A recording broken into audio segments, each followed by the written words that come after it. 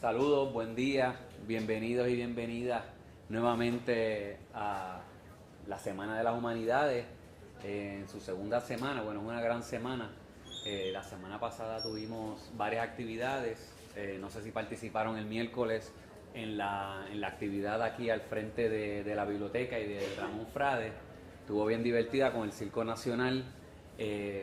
También tuvimos varias actividades, la de Alexis Masol, de Casa Pueblo, la presentación de Casa Pueblo en el anfiteatro de aquí al lado, ¿verdad? Y pues vamos a continuar el día de hoy con varias presentaciones. En el día de hoy tenemos la presentación de la doctora Gisela Carbonell y una mía. Yo voy a comenzar. Mi nombre es Ari Hernández, yo soy el director del Departamento de Humanidades, soy artista, ¿verdad? Y les quiero presentar algunas perspectivas en torno a la conciencia ecológica o la conciencia de la naturaleza en el arte, visto desde obviamente una perspectiva que tiene mucho que ver con obviamente lo que yo hago, ¿verdad? Que es hacer arte, trabajar con los materiales, y ver, ¿verdad?, la conexión que hay entre obviamente nuestra humanidad, esos materiales y cómo se desarrolla el constructo artístico y cómo se recibe también. Para eso tengo, ¿verdad?, preparado algunas imágenes de una manera un tanto informal, porque creo que debo hacer la charla, ¿verdad?, de una manera mucho más accesible, ¿verdad? Ustedes pueden interrumpirme en el momento que crean, si tienen alguna pregunta en particular. Yo, ¿verdad?, les hago la salvedad de que la dinámica ecológica o el asunto ecológico en el arte, el asunto de la naturaleza en el arte, ¿verdad?, es bien amplio, ¿verdad?, bien amplio, bien grande. Nosotros aquí vamos a tocar algunas perspectivas, simple y sencillamente algunas perspectivas, porque realmente es una dinámica bastante grande, ¿verdad? Les traigo algunas series de imágenes, vamos a ir brincando de folder a folder para que vayamos viendo algunos panoramas de la dinámica artística a través de la historia. Aquí tenemos, ¿verdad?, una de las imágenes más importantes, ¿verdad?, del arte paleolítico. Está la Sala de los Toros, y es bien interesante. Vamos a ir viendo a través de la historia, en el caso del momento, de diferentes momentos en la historia del arte, la conexión y el reconocimiento de la naturaleza, ¿verdad?, ¿verdad?, una entidad o un ambiente, ¿verdad?, que nos envuelve y que es digno de admiración. En el caso del mundo paleolítico estamos viendo, ¿verdad?, la representación de estos animales, en algunos casos escasos, ¿verdad? También hay alguna vegetación también representada, pero la gran mayoría de estas imágenes tienden a ser, ¿verdad?, de estos animales grandiosos, ¿verdad?, en el cual, ¿verdad?, según algunas de las últimas teorías, ¿verdad?, vemos que usualmente estos animales se piensan que había una dinámica, ¿verdad?, de cacería, ¿verdad? Sin embargo, vamos viendo que no tenían, ¿verdad?, no eran parte de la dieta paleolítica, ¿verdad? Sino que más bien hay un asombro por la naturaleza de estos animales, y la representación de estas imágenes también se da dentro de un constructo cultural bastante complejo, ¿verdad? En el caso, ¿verdad?, del mundo paleolítico podemos detectar algunas imágenes que tienden ¿verdad?, relacionar la imagen que se representa con, ¿verdad?, la reacción física que puede tener, ¿verdad?, estos espacios con, ¿verdad?, la privación sensorial, la privación de luz, ¿verdad? Básicamente, ¿verdad?, estos espacios bastante pequeñitos no, perdón, bastante cerraditos, ¿verdad?, y oscuros, ¿verdad?, presentan al cuerpo, ¿verdad?, una reacción de alucinaciones no, ¿verdad?, psicotrópicas, sino más bien físicas, en cómo el sistema operativo de los ojos y el cerebro está reaccionando a esa privación. Esas dos cosas se mezclan, ¿verdad?, el concepto de lo que puede ser la cultura y ¿verdad?, el asombro ante la naturaleza, ¿verdad?, y obviamente el asunto del cuerpo, cómo reacciona también a estos espacios. Así que vemos que la naturaleza está desde el principio de la creación de las imágenes, lo que nosotros podemos llamar arte, algo que nosotros podemos llamar arte, cerca de unos 40.000, 30 y pico de mil años antes de Cristo, ¿verdad? Los materiales también son bien particulares, ¿verdad? Los materiales son carbón, piedra machucada, tierra, mezclada con una serie de vehículos bastante orgánicos también a su vez. Así que vemos ya que también inclusive en la paleta paleolítica se está utilizando también los colores que se encuentran en la tierra, ¿verdad? Colores que podemos ir, no sé si han ido a Charco Azul, aquí a Guabate, los que han podido ir, ¿verdad? Pero la tierra es bien roja y van de rojos a amarillos, ¿verdad? Según tengan la composición ¿verdad? De minerales, pues van cambiando los colores. Aquí vemos también una representación, esta es una imagen de yo le llamo el híbrido felino, ¿verdad? De Hoppenstein-Stadel en Alemania, y vemos también el asunto de, ¿verdad? Esta figura, pues, ¿verdad? Antropomórfica, pero a la misma vez mezclada con un animal, ¿verdad? Y esa imaginación vívida pues tiene que ver con la mezcla de atributos que se encuentran en la naturaleza y atributos que tienen también los seres humanos, ¿verdad?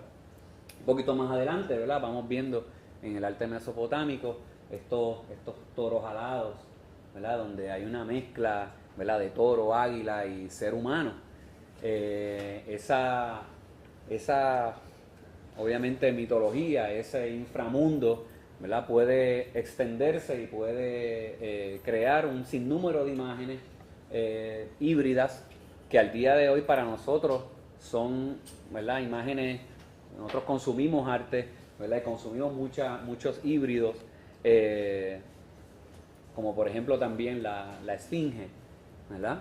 Así que estamos viendo que la dinámica de la naturaleza está bien presente en el proceso de construcción artística, también como lugar donde se desarrollan las narraciones, según obviamente vamos avanzando a culturas mucho más organizadas. En el caso de Egipto podemos ver también, ¿verdad? esta imagen, ¿verdad? dentro de un lago, ¿verdad? Pescando un lago o el río Nilo en este caso, ¿verdad? Otras cosas, pues obviamente viendo los atributos, aquí vemos el sol, ¿verdad? En el caso de la representación de Akenatón con Nefertiti, vemos el sol, ¿verdad? Representado como una figura importante. Continuamos con Egipto, ¿verdad? Que vemos a Tutankamen envuelto, ¿verdad? También en alas, ¿verdad? De halcones, ¿verdad? Una serie de iconografía pues relacionada a la naturaleza y al espacio egipcio. Volvemos a ver, ¿verdad? Diferentes, ¿verdad? Imágenes mezcladas, seres humanos, animales. En el mundo egeo, por ejemplo, pues obviamente la cultura no tiene ¿verdad? Por decirlo así, una agenda tan cerrada, ¿verdad? O tan cerrada no es la palabra, ¿verdad? Pero tan estricta como en el caso de Egipto, o inclusive culturas que van a venir mucho más adelante. Y ciertamente vemos que la representación de la naturaleza se hace pues de una manera un poquito más llamativa, ¿verdad? Vemos los colores primarios, amarillo, ¿verdad? Rojo, azul, y vamos viendo que hay una sensación también que hay cierta distancia o cierta soltura, ¿verdad? Frente a la cuestión natural. Aquí vemos el fresco de la primavera, una de las imágenes también del mundo egeo, donde se representa la naturaleza y donde obviamente no hay, en el caso del mundo egeo, una representación humana tan sólida. Vemos aquí también una de las vasijas egeas, la vasija del pulpo, y obviamente la ceremonia del toro y la conexión que puede tener al asunto del minotauro. Vemos algunas de lo que pudo haber sido, ¿verdad? Estos grandes palacios egeos, donde hay, ¿verdad? Una representación de animales en las paredes, y vemos que hay mucha vistosidad también en un espacio que es mucho más ergonómico, ¿verdad? Más apropiado al cuerpo humano. En el caso de Grecia vemos que continuamos con este asunto, ¿verdad? de los híbridos. Aquí vemos, ¿verdad? El centauro, donde hay obviamente una mezcla de seres humanos y caballos.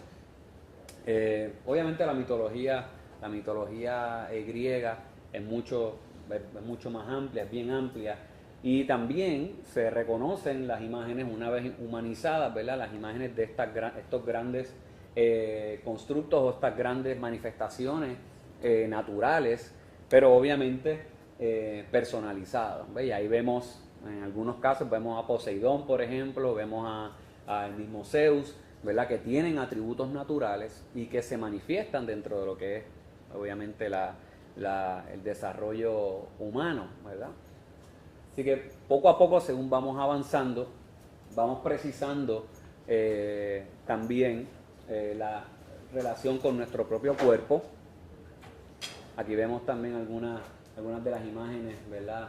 de los centauros. La Nike también, que es una mezcla, ¿verdad? Obviamente de un animal alado y una figura femenina. Aquí vemos a Afrodita y a Eros, también híbridos. Y vemos que obviamente en culturas como la romana, bueno, aunque esta loba es la loba etrusca, pero vemos que en culturas romanas ya vemos que se utiliza el animal como un símbolo también de la estructura axiológica de la sociedad romana, de la cultura de valores, y obviamente hay una conexión bien particular. Aquí vemos a Rómulo y a Remo, son amamantados por la loba, ¿verdad? Y aunque son adiciones posteriores, pues ya vemos que hay una narrativa bien particular en torno a lo que puede simbolizar, ¿verdad? La loba, un animal bastante agresivo, ¿verdad?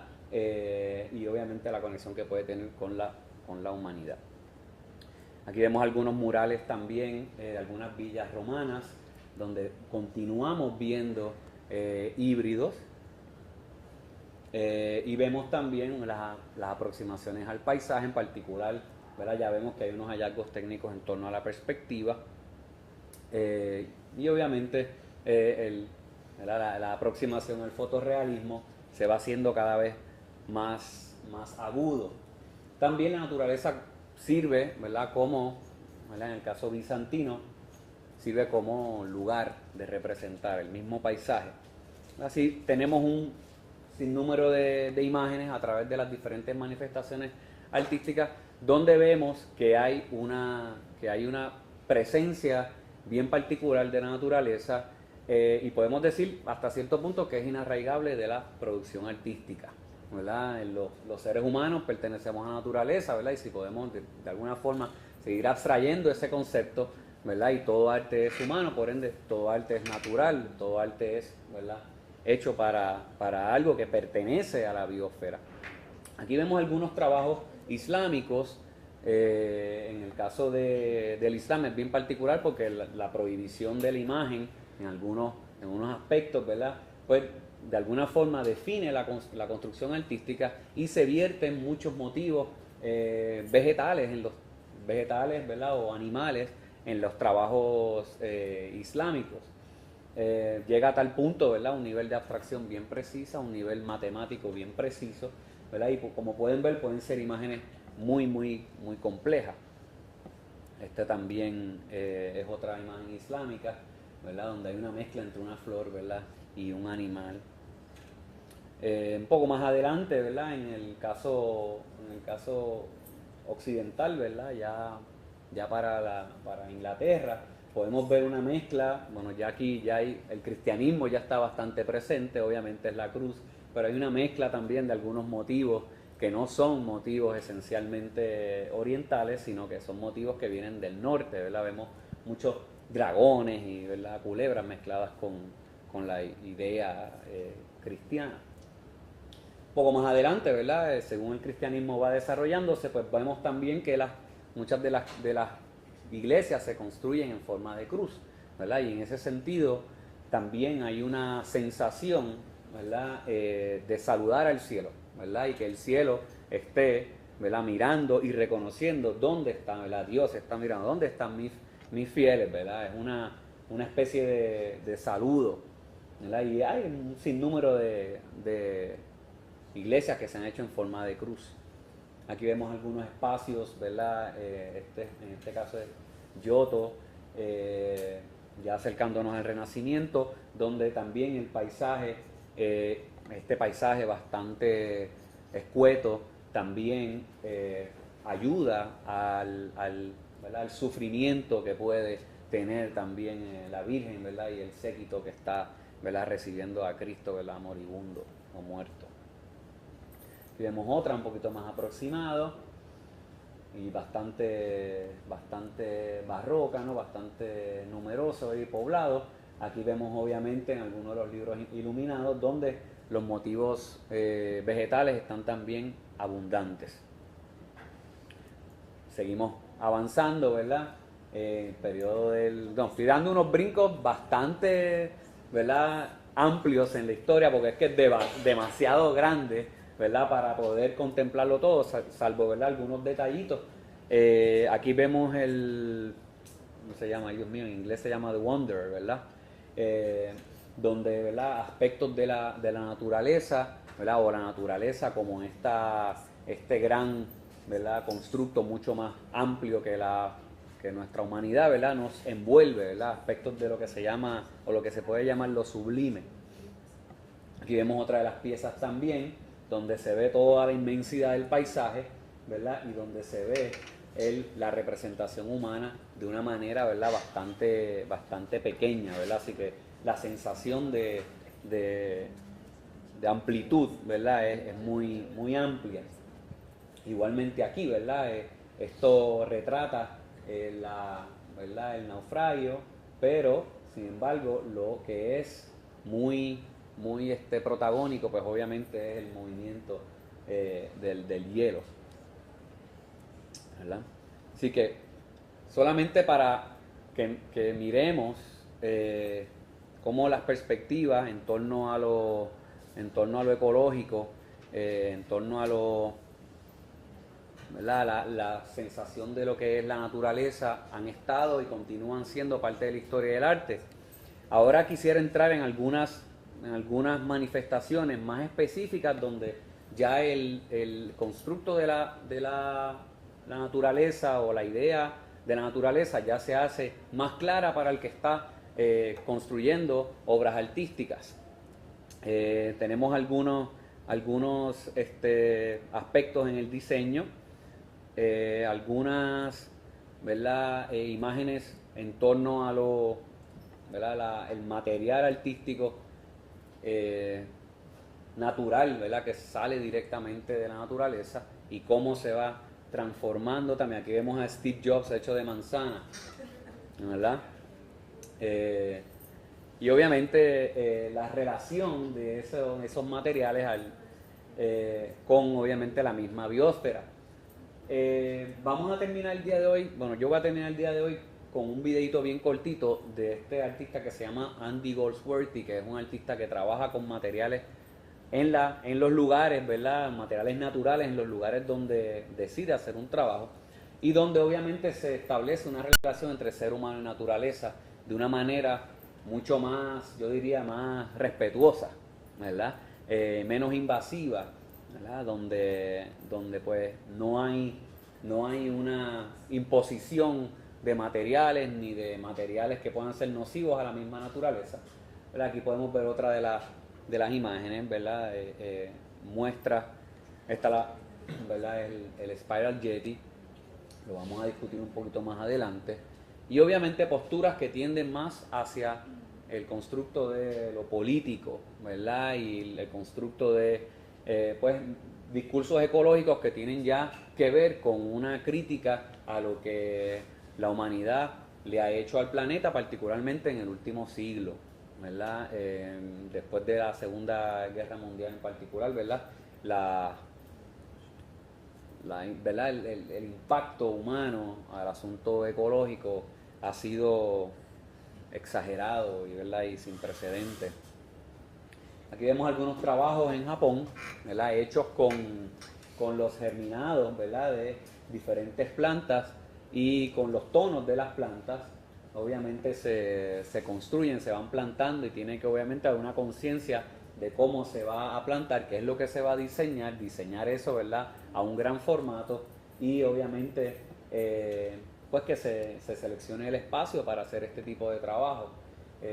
Obviamente algunas de estas imágenes, ¿verdad? Son imágenes del folclore japonés, particularmente del shintoísmo. Imágenes de narraciones del shintoísmo son los tengus, ¿verdad? De los diferentes tipos de imágenes que tienen que ver con el inframundo japonés. Obviamente algunas de las imágenes que se hacen, ¿verdad? Se hacen teniendo en consideración el formato, ¿verdad? Bastante amplio de lo que puede ser el paisaje. Obviamente todas pueden ser disfrutadas, ¿verdad? Desde una gran distancia, algunas muchas más cercanas, como por ejemplo esta, ¿verdad? Esta me pareció bien particular porque se saca el mismo espacio, ¿verdad? De un bosque, ¿verdad? Y se vuelve a replantar al lado, ¿verdad? Y es como, ¿verdad? El espacio negativo, el espacio positivo. Puede ser muy divertido también el diseño y el arte en torno a la naturaleza, ¿verdad? Puede ser también a la misma vez muy efímero, ¿verdad? Y esa sensación de lo efímero nos atrae a muchos artistas también, porque, ¿verdad? No hay una obra, ¿verdad? Sí hay una experiencia, pero no hay una obra que permanezca, sino el registro. Algunos de ellos pueden ser tan sencillos como hacer diseños en la arena, ¿verdad? Dependiendo obviamente el diseño, ¿verdad? Y la amplitud del diseño y obviamente la capacidad del artista. Aquí vemos esta escultura, este es bien particular, ¿verdad? Este es un diseñador, creo que es alemán, diseña estas esculturas que se mueven con el viento, ¿verdad? El viento las toca, ¿verdad? Y automáticamente el sistema va moviéndose, adaptándose, ¿verdad? Por coyunturas y, ¿verdad? Diferentes tipos de mecanismos se van moviendo y se van moviendo con el viento. Y esa es una de las cosas más interesantes y yo diría que muy bonitas también de ese diálogo natural que podemos tener con la naturaleza. Nosotros en Puerto Rico, bueno, hay diferentes perspectivas, pero podemos ver algunas en términos generales, ¿verdad? Vemos en el caso de Oyer, pues vemos la importancia del paisaje. Este es un trabajo de Mirna Báez, que también trabaja con el paisaje. Perdonen, voy a darle pausa para ir a las que quiero ver. Estos son los paisajes, ¿verdad? Y en particular en el caso de Oyer, ¿verdad? Muchos de los paisajes de Oyer tienden a mirar hacia adentro, ¿verdad? Del paisaje puertorriqueño. Y eso pues obviamente también ayuda, como ustedes saben, Oyer tiene ¿verdad? Una posición histórica bien importante y utiliza bien adrede, ¿verdad? Su trabajo artístico de manera didáctica, ¿verdad? En la construcción de nuestra identidad cerca de principios del siglo XIX al XX, ¿verdad? Así que tenemos una serie de trabajos de Francisco Oyer, ¿verdad? Mirando hacia adentro de lo que está sucediendo en Puerto Rico. Otro de los artistas, uno de mis artistas preferidos es Francisco Toledo, el mexicano. Y en este caso, pues va mezclando un tantito, ¿verdad? La iconografía natural, ¿verdad? Vemos los animales nuevamente y vemos también algunos diseños que tienen que ver usualmente con culturas, ¿verdad? Más primigenias, espirales, ¿verdad? Diseños que tienen que ver también con ¿verdad? Culturas oriundas de México, ¿verdad? Particularmente del estado de Oaxaca, al sur de México. Y obviamente él lleva eso con mucho orgullo, ¿verdad? Y trabaja un sinnúmero de iconografía que tiene que ver con la naturaleza y con aspectos más espiritualizables de la naturaleza, y obviamente trata de alguna forma también relacionarlo a la dinámica humana, ¿verdad? El asunto o la condición humana en particular. Aquí vemos, como ustedes saben, en México también tienen, ¿verdad? El Día de los Muertos es bien importante, y la cultura, ¿verdad? Con el asunto de la calavera también es una imagen bien recurrente en la cultura mexicana. Aquí vemos también estas imágenes están hechas, muchas de ellas con cochinilla, ¿verdad? Que la cochinilla es, ¿verdad? Este insecto que se seca o lo puede utilizar un poquito más fresco, ¿verdad? Y produce una serie de colores, carmines, y produce también colores colores marrones, sepia, ¿verdad? Y él está bien consciente de su, aquí vemos otro de los de ayer, de su, ¿verdad? Posición, ¿verdad? Como indígena en el estado de Oaxaca. Y obviamente es todo un fenómeno, ¿verdad? De la cultura oaxaqueña, un fenómeno internacional. Aquí vemos algunas de las imágenes, otra de las imágenes de Oyer, la cual obviamente se centra en los frutos puertorriqueños, ¿verdad? Es bien, ¿verdad? Una perspectiva que siempre tiende, ¿verdad? Inclusive con la de Francisco Toledo, de alguna forma a recordarnos esa conexión con la naturaleza, y a educarnos, ¿verdad? Como, ¿verdad? Partes de esta biosfera. Y bueno, trabaja un sinnúmero de temas, ¿verdad? Y va mezclando estos inframundos, ¿verdad? Con la dinámica también humana. La sensación son sensaciones bien suaves, donde hay mucha área difusa, ¿verdad? Nos puede recordar algunos de los paisajes de Turner, que vamos a ver un poquito más adelante con los trabajos que nos va a presentar la doctora Gisela.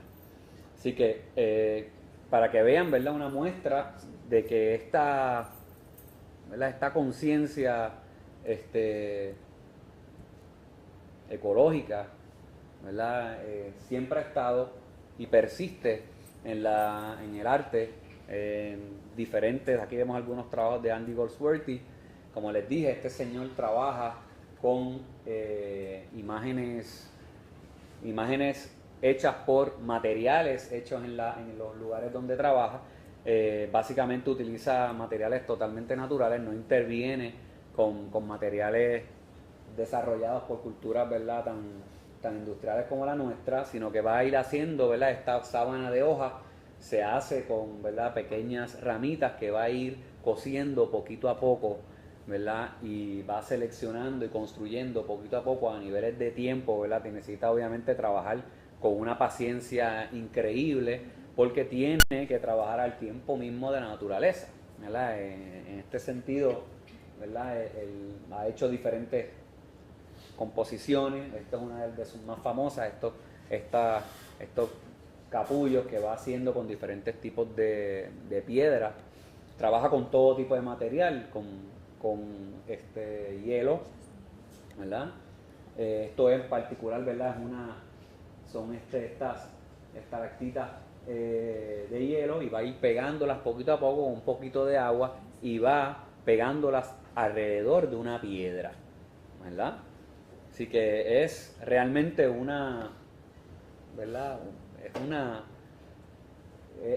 una paciencia increíble, y es una aproximación a la naturaleza, ¿verdad? De una manera bien, hasta cierto punto, ¿verdad? Bien espiritual. Aquí lo vemos también, va directamente a los charcos, utiliza, ¿verdad? Materiales de la naturaleza, hace las piezas, y son piezas de carácter efímero, la gran mayoría de ellas. Esta piedra está cubierta de hojas amarillas. Aquí hace otro de los espirales.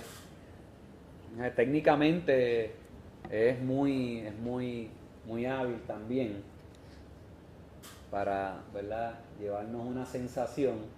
Yo diría que ¿verdad? Si la naturaleza tuviera una manifestación estética, ¿verdad? Sería él, ¿verdad? Esa manifestación, él y artistas como él, en particular él porque se ha hecho muy famoso, ¿verdad? Y muy presente en el mundo moderno, ¿verdad? Con su perspectiva.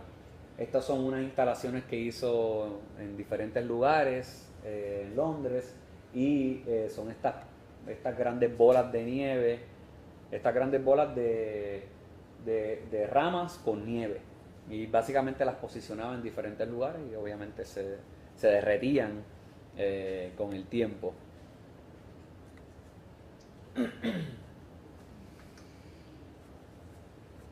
Me imagino, ¿verdad? Cosas que pudiera hacer yo aquí en Puerto Rico con los materiales que tengo, ¿verdad?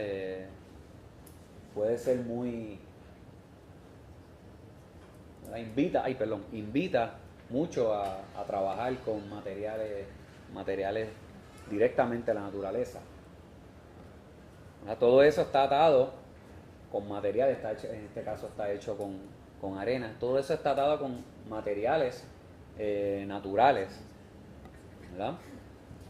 Próximamente vamos a ver el video, ¿verdad? Rapidito para que podamos continuar con la presentación de la doctora.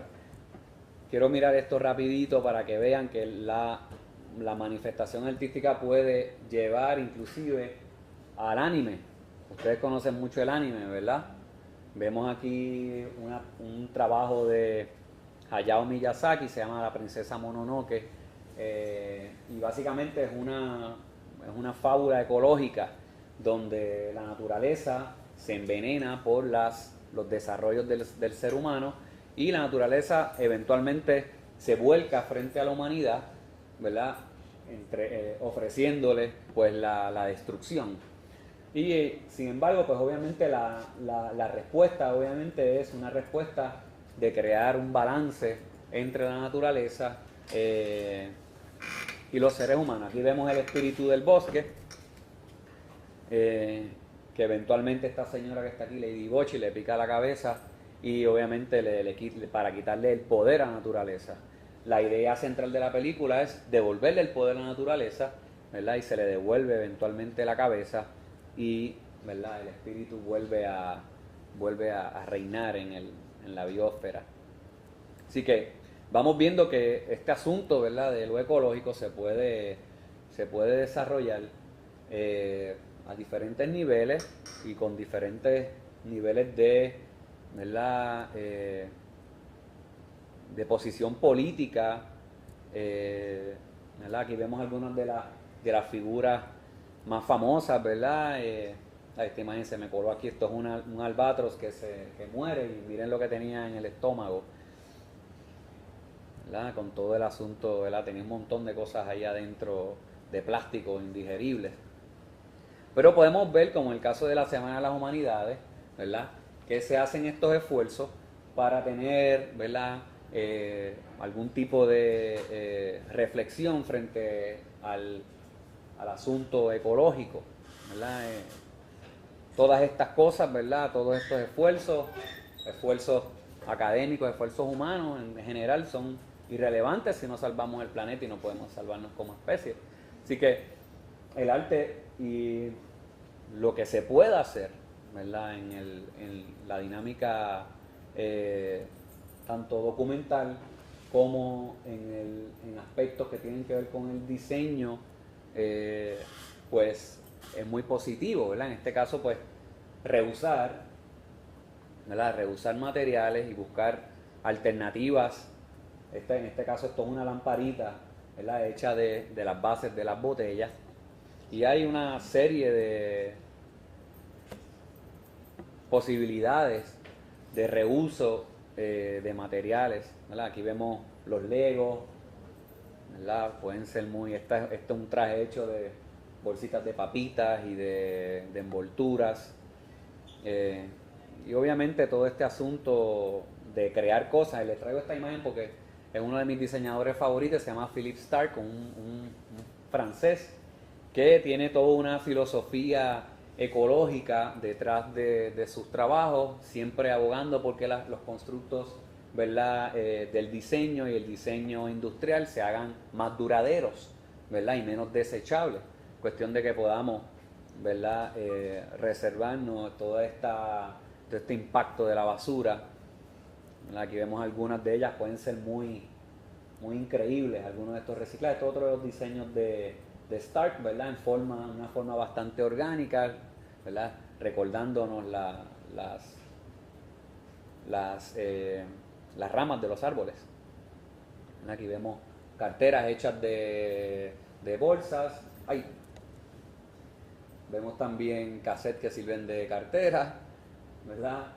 Tapas de bolígrafo que sirven también de cubiertos, ¿verdad? Reciclar la ropa usada.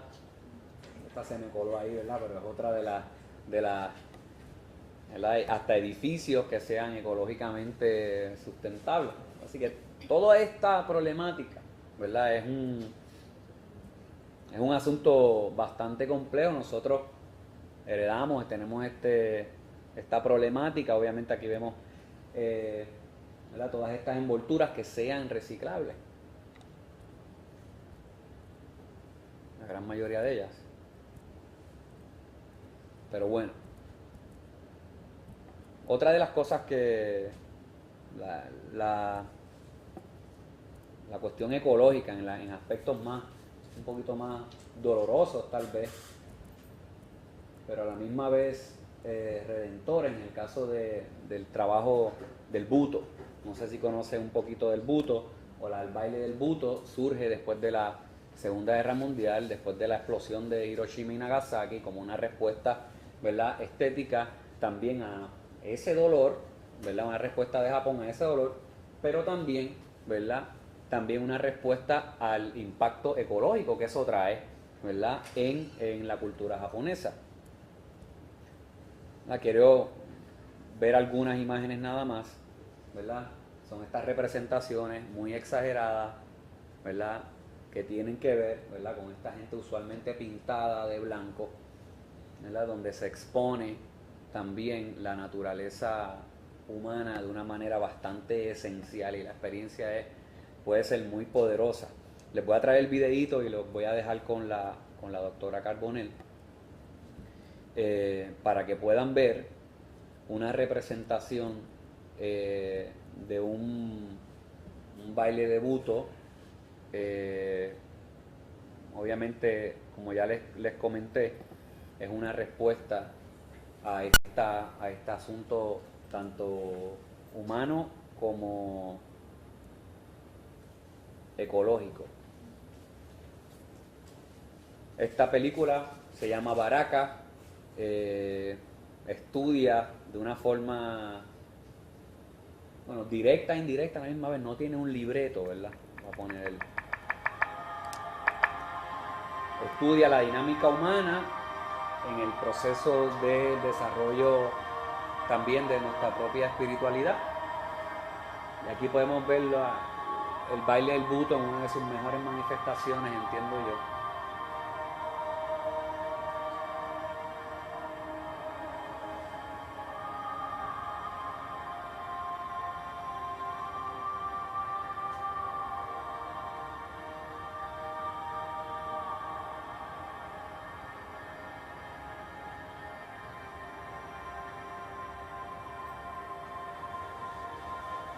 Vamos viendo cómo van creando un sinnúmero de contextos y emociones a través de sus expresiones. Ahí están recibiendo, ¿verdad? Como una especie de golpe, entiéndase, ¿verdad? El asunto de, ¿verdad? Una alusión a la bomba. Y eventualmente, pues, se van despidiendo, ¿verdad? Puede ir, ¿verdad? El asunto artístico desde lo más informativo hasta lo más conmovedor, ¿verdad? En torno a lo ecológico. Pero bueno, les dejo a la doctora para no tomarles más tiempo. Espero que tengan preguntas o sugerencias, ¿verdad? Y podamos discutir un poquito más una vez terminemos la presentación. Así que muchas gracias por estar aquí y escucharme. Y estamos a la orden en el Departamento de Humanidades.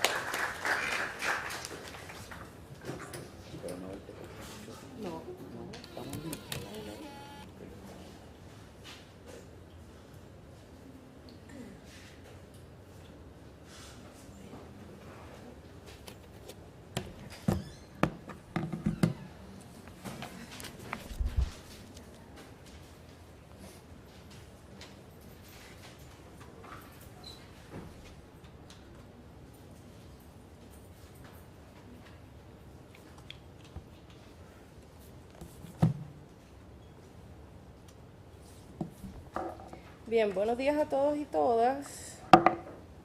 Y gracias por venir a compartir en esta actividad sobre el arte y la ecología y la conciencia ecológica y por tanto pues el arte y el ambiente, ¿verdad? Y por tanto pues el arte y el paisaje. Así es que mi presentación se titula Desde la Tierra, el paisaje y el arte ambiental, así que voy a abordar un poquito el paisaje y la naturaleza en su representación pictórica, mayormente en el mundo occidental. Me voy a enfocar en algunos ejemplos de Europa y Estados Unidos y quiero abordar algunas de las categorías en las que nosotros podemos dividir las maneras de mirar el entorno natural y de representarlo en el arte, y entonces voy a dirigirme entonces a discutir algunos ejemplos de lo que es como tal arte ambiental, algunos o land art, que también se conoce, que el profesor Hernández abordó algunos de esos ejemplos en su presentación. Así que una distinción que yo creo que debemos trazar antes de analizar la imagen per se, debe ser la distinción entre lo que es naturaleza y lo que es paisaje, ¿verdad? En el arte usualmente, o por lo menos en la historia del arte, cuando nos referimos a la naturaleza, pues nos referimos a el mundo natural en su manera más amplia, ¿verdad? El entorno natural del cual somos parte y que nos rodea. Pero cuando hablamos de paisaje y de la representación de la naturaleza de manera pictórica, por lo menos en la tradición occidental en términos generales, estamos hablando de un proceso de selección, ¿verdad? Lo que el artista representa, y por eso hago el énfasis en la cuestión pictórica, porque algunas de esas obras que el profesor Hernández nos mostró, pues trabaja con otros medios y envuelven la tierra, envuelven hojas, pues ya ese es otro proceso, pero por lo menos en la pintura, cuando el artista se decide a representar la naturaleza y a crear entonces un paisaje, que es un constructo de la naturaleza, ¿verdad? Es un constructo visual de la naturaleza, está haciendo una selección. ¿Una selección de qué? De qué elementos de esa naturaleza va a presentar o va a representar en su pintura, o en su dibujo, o podría ser en su fotografía, y qué elementos de esa naturaleza, de ese entorno natural, va a excluir. Por lo tanto, hay un proceso de selección, y en la medida en que haya un proceso de selección, hay unos criterios a los cuales ese artista responde con ese constructo de la naturaleza que nosotros llamamos paisaje, ¿verdad? Y también va a seleccionar desde qué punto de vista va a presentar ese paisaje o esa naturaleza, cómo se relaciona él o ella como artista, ¿verdad? Y como ser humano a ese entorno natural. También va a responder a unos criterios, ¿verdad? O a unos estándares que tienen que ver con un contexto cultural, económico, político, dependiendo de cuál sea el caso, en la región en que estemos mirando y en la época, por supuesto, las circunstancias históricas en las que se esté desarrollando. Así que si miramos obras como esta, ¿verdad?, que el profesor Hernández nos mostró en su presentación, un mural de un jardín en una de las casas de la esposa del emperador Augusto, Livia, en Primaporta, en Italia, del primer siglo antes de Cristo, vemos un jardín, ¿verdad?, pintado en las paredes interiores de una de las salas de esa residencia que quedaba mayormente bajo tierra, por lo tanto no tenía ventanas hacia el exterior, ¿ok? Así que se da en muchas ocasiones en Roma, en muchas de estas residencias y en otros lugares en Italia, donde se pintan paisajes de la naturaleza, vistas de la naturaleza en el interior de esas residencias. Por lo tanto, se está trayendo lo natural al espacio doméstico, y en así hacerlo hay un aspecto de control, ¿verdad? Y eso es una de las características del arte romano, es que vemos el ejercicio del dominio y del control sobre la naturaleza, ¿verdad? Es una característica típica. ¿Qué tipo de paisaje es el que nos muestran aquí? Pues es un paisaje que está cultivado, no es un paisaje que está salvaje, no es la naturaleza salvaje, es la naturaleza cultivada, es una naturaleza que rinde frutos, es una naturaleza que está cuidada, pero también es una naturaleza que está demarcada, es un terreno que está demarcado, ¿verdad? Vemos que tiene varias verjas, está demarcado, y por lo tanto se señala o se enfatiza el aspecto de la propiedad, ¿verdad? De la tenencia de esa tierra, de que hay alguien que la tiene, ¿verdad? Y alguien que se beneficia de esos frutos, ¿verdad? O de ese pedazo de naturaleza que se controla. Así que una de las categorías que nosotros vemos en la representación del paisaje, en la pintura, es la cuestión de la propiedad, ¿verdad? La representación de la tierra entonces implica tenencia, implica propiedad y por tanto implica control. Y obviamente pues usted puede tirar las correlaciones entre la cuestión del aspecto político o del aspecto económico que tenga que ver obviamente con eso.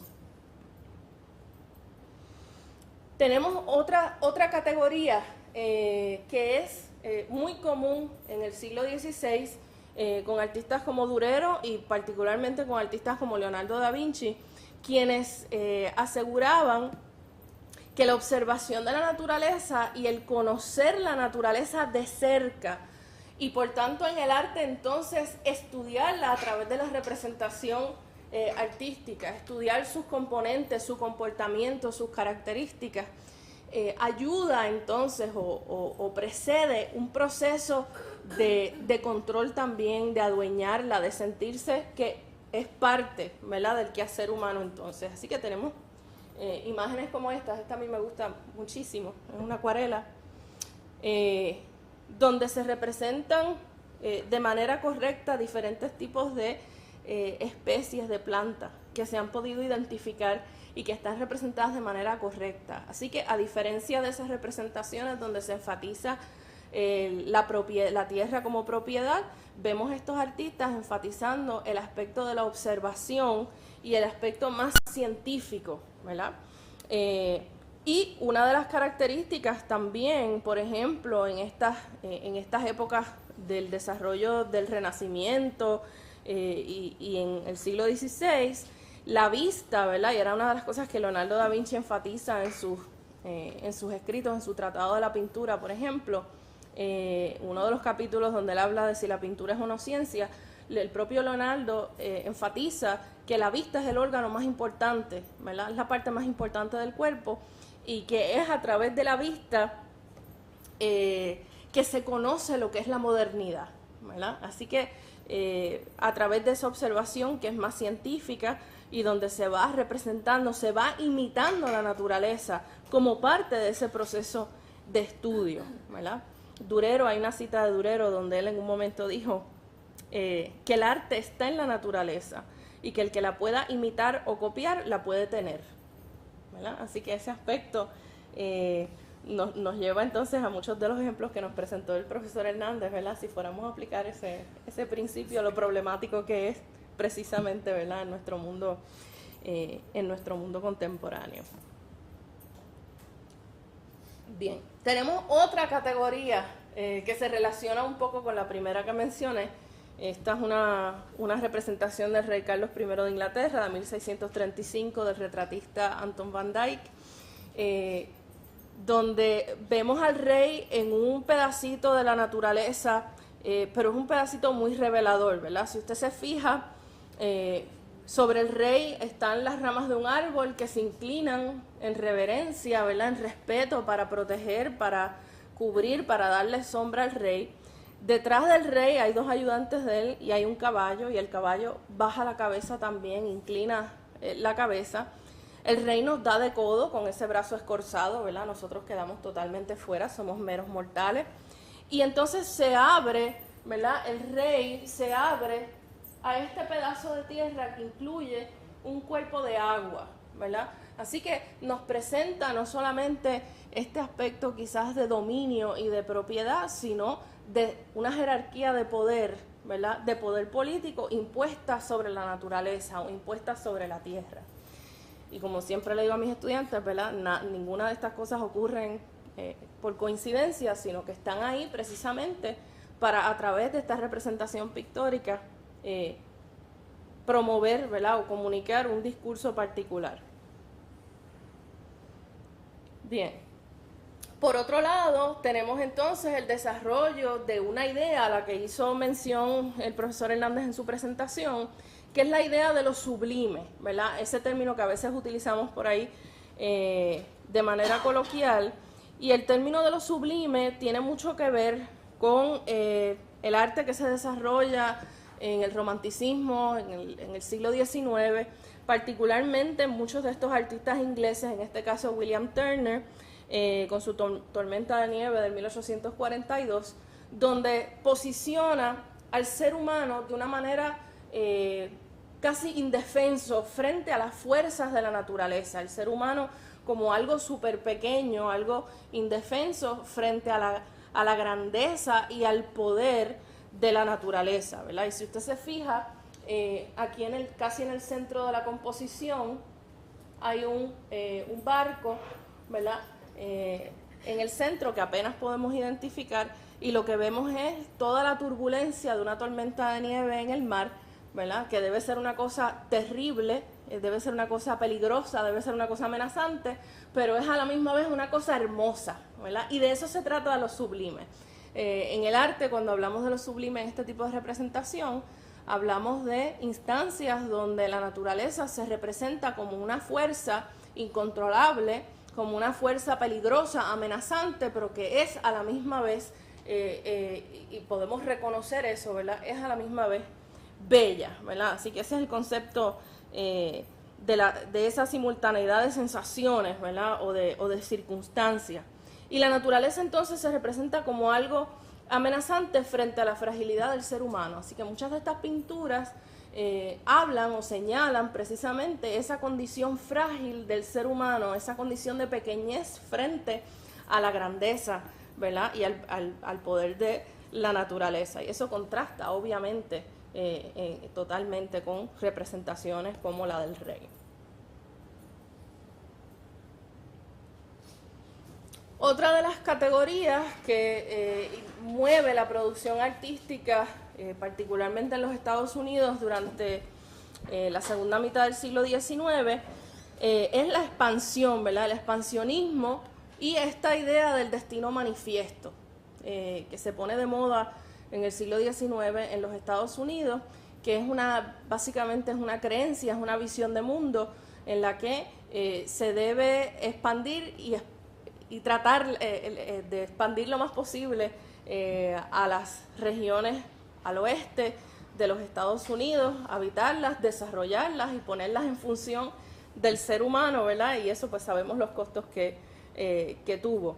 Hay varios artistas que trabajan este tema. Este es uno de los más conocidos y una de las pinturas más famosas, Thomas Cole con el Oxbow del 1836, donde nos presenta una visión bastante romántica del paisaje y nos representa en esta obra el contraste entre la tierra en su estado más natural, vemos la mitad izquierda de la pintura, y la tierra en su estado más trabajado, ¿verdad? O ya indicando quizás civilización o trabajo en la parte derecha. Y nosotros vemos aquí como el propio artista incluso nos divide la composición en un cielo nublado, oscuro, lluvioso, versus la parte derecha de la composición que está mucho más clara, ¿verdad?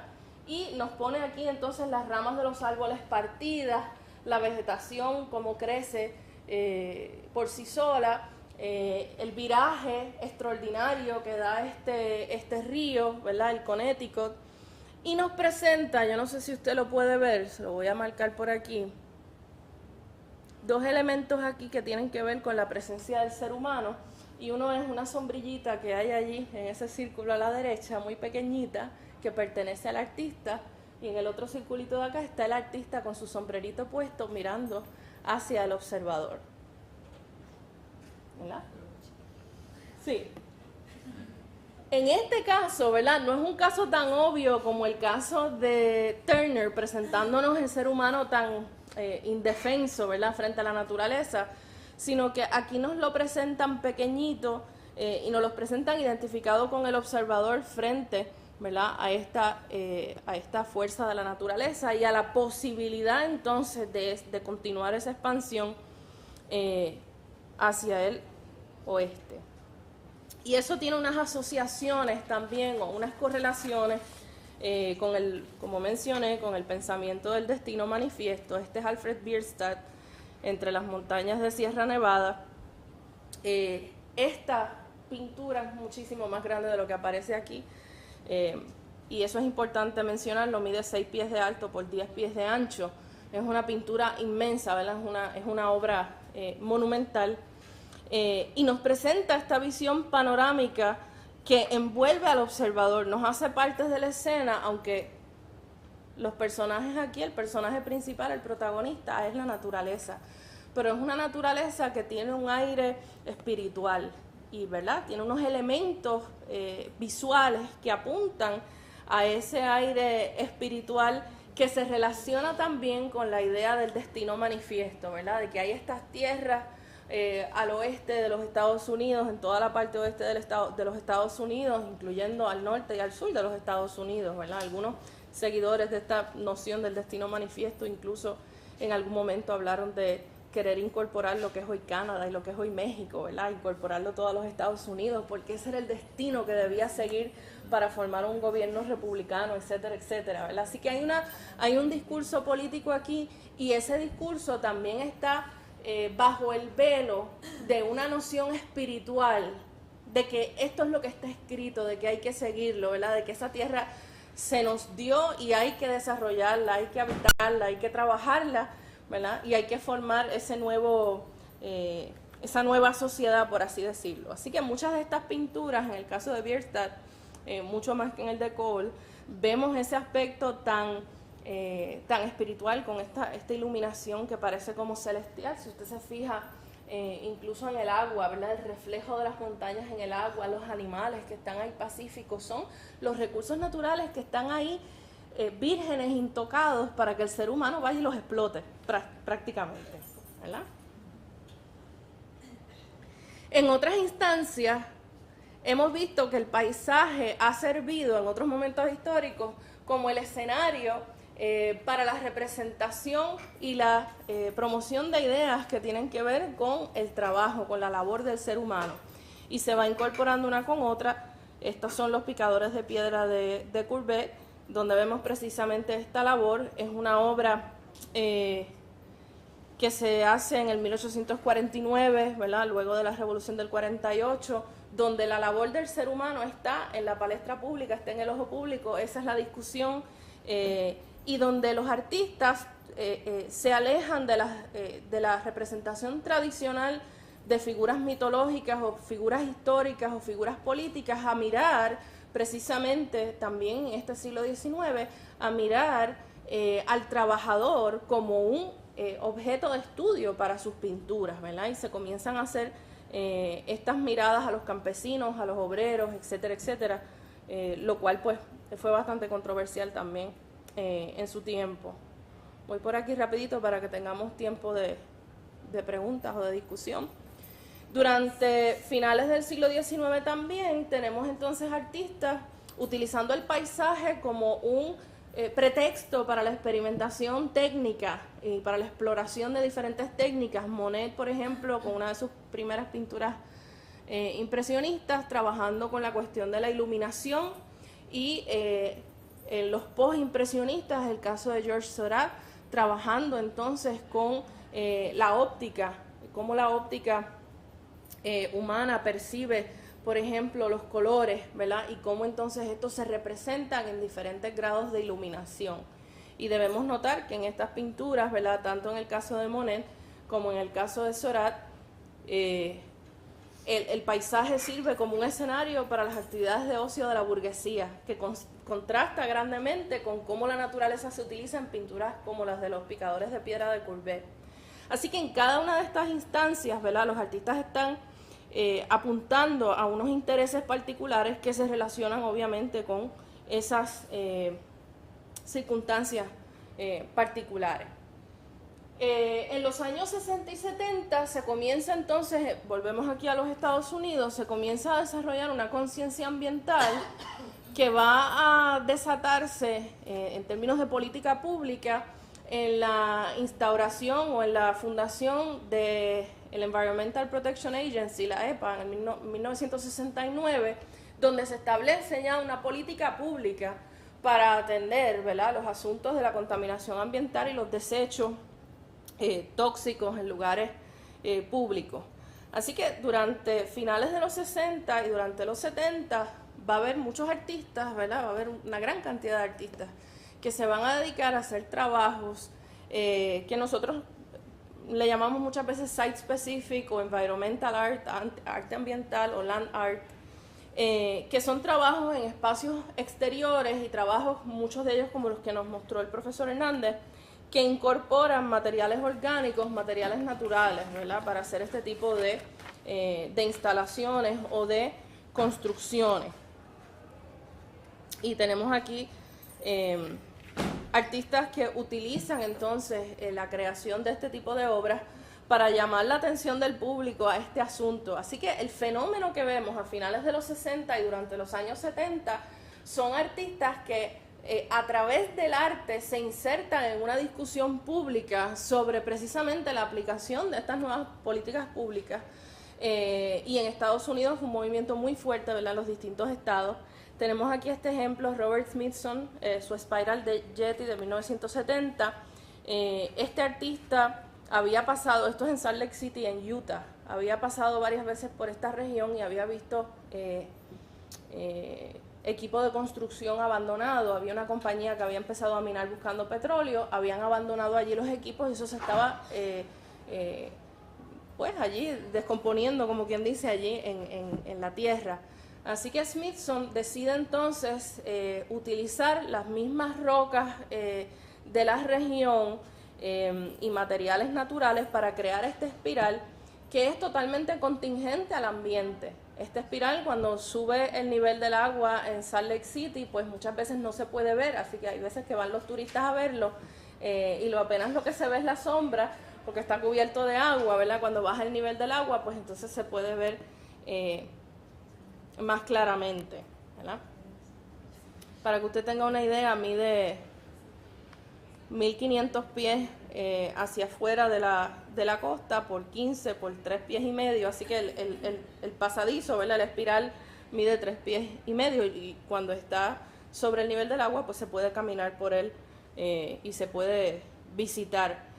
Lo importante de muchos de estos trabajos es que, como decía el profesor Hernández, como tienen una característica de ser un tipo de trabajo en muchos casos efímero, el Spiral Yeti nos ha durado muchísimo, pero igualmente se va erosionando con el paso del tiempo y se podría eventualmente, después de muchos años, pues cambiar su forma, ¿verdad? Y lo podríamos quizás perder. Así que una de las cosas que resaltan mucho los artistas del Environmental Art Movement es particularmente la documentación de estas obras, tanto para Robert Smithson como para muchos de ellos, no solamente los dibujos preparatorios, las maquetas, los modelos para construir estas obras, sino también la fotografía y el vídeo se van a convertir en elementos sumamente importantes, como por ejemplo en el caso de Andy Goldsworthy, que mencionó el profesor Hernández. Muchas de esas piezas duran a lo mejor unas cuantas horas o unos cuantos días, lo que queda es la fotografía para documentarla. Así que la fotografía, el vídeo, lo documental se viene a convertir también en parte importante de la obra. Y tenemos el ejemplo de Christo y Jean-Claude, artista búlgaro que trabaja con obras de arte ambiental y site specific. Aquí tenemos los islotes de Biscayne Bay en Miami. Esta fue del 1980, donde Christo identifica estos islotes que hay en Biscayne Bay que se habían hecho como parte o habían resultado como parte de proyectos de construcción en el área. Se había dragado para sacar fango y sacar lodo de algunas áreas para hacer proyectos de construcción, y esto que se saca se deposita en otra área y se van formando estos islotes, ¿verdad?, donde mucha gente, como pueden ver en la fotografía, gente que tiene botes, etcétera, pues va por ahí, mayormente pues gente adinerada. Biscayne Bay es un área también donde hay muchas marinas, etcétera, etcétera. Así que Christo lo que hace es preparar una tela, ¿verdad?, este material que ustedes ven rosado alrededor del islote, para forrar las costas de esos islotes. Para ir a forrar las costas de esos islotes hubo que ir a limpiar los islotes, ¿verdad? Y esa es una de las partes interesantes de estos proyectos, y es que los artistas entonces se adentran, se insertan en el activismo, ¿verdad? Así que vemos a muchos de estos artistas que van a limpiar, ¿verdad? Van con sus cruz a limpiar. En este caso, pues se sacaron montones de basura, ¿verdad? De estos islotes que se había ido acumulando allí, de basura que no es apropiada, obviamente, para el agua ni para la vida marina en esos islotes. Y al igual que el caso de Smithson, ¿verdad? En el caso de Cristo y Jean-Claude, sus bocetos preparatorios, sus maquetas y su documentación es lo que utilizan para vender y sacar dinero, recaudar el dinero necesario para hacer estos proyectos, ¿verdad? Así que aquí tenemos en este caso, llevando las telas, ¿verdad? Para cubrir entonces estos islotes. Estos son trabajos temporales, ¿verdad? Se dejan por unos meses y luego se retiran estos materiales que utilizan estos artistas. Así que tiene un proceso, tiene un componente de denuncia pública, tiene un componente de llamar la atención del público y de las agencias gubernamentales. Muchas veces, en el caso de Cristo y Jean-Claude, por ejemplo, para conseguir los permisos para instalar estas obras de arte, tienen que ir a deponer al Congreso, han tenido que ir a deponer en distintos foros públicos. Así que ejerce no solamente como un artista que está en su taller y trabaja, sino que se inserta en una dinámica, ¿verdad?, de activismo por el ambiente, en una dinámica con los que establecen las políticas públicas en las legislaturas, ¿verdad?, los que las legislan, con los gobernantes que las aprueban, el recogido de fondos y luego entonces el reclutamiento de las personas, que usualmente son voluntarios, que trabajan con ellos para hacer este tipo de proyectos. Así que esos son algunos de los que traje, pero quería reflexionar un poco sobre esas distintas categorías, que aunque el arte, ¿verdad?, aborde el tema del ambiente, tiene una trayectoria que está basada en el desarrollo de unas culturas con unos propósitos bien específicos, y desde que, como lo estableció el profesor, desde que existe el ser humano, existe la representación pictórica de la naturaleza, que se va convirtiendo en paisaje, por lo tanto en selección, por lo tanto en exclusión, y que esa acción del artista responde a unos criterios, y que los artistas del Environmental Art Movement a finales de los 60 y 70 rompen un poco con ese esquema y presentan entonces una visión innovadora, no solamente de su arte, sino de sí mismos como artistas, cómo se asumen frente al problema o al asunto de la naturaleza y el ambiente. ¿Okay? Muchas gracias.